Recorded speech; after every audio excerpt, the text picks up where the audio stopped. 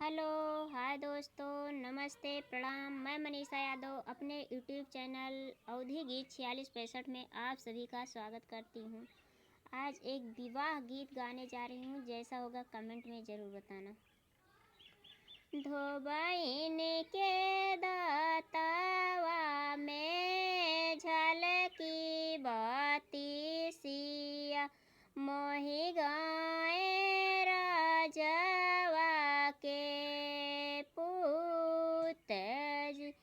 जवने के घाटे धोबइन कपड़ा धोवाता है, वही घाटे राजवा नहाय जी। वते चला राजवा के पूतवा, परी जई है नार के छीटे जी।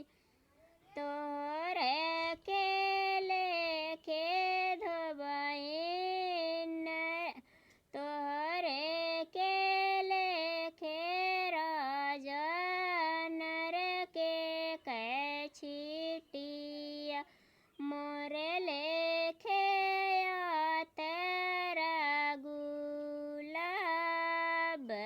जी। तू ही हो राजवा रे हम पे लोभान, आवा चली हमारा के साथ।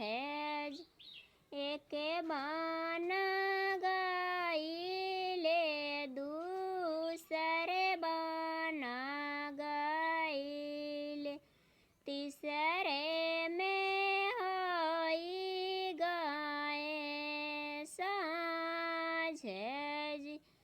अपना ही घोड़वा ठमकरा जा पूतवा, लादी ले उछेरल रे जी। दाएं हाथे राजवा रहिया बाटोर, बाएं हाथे पोछाई आँसू।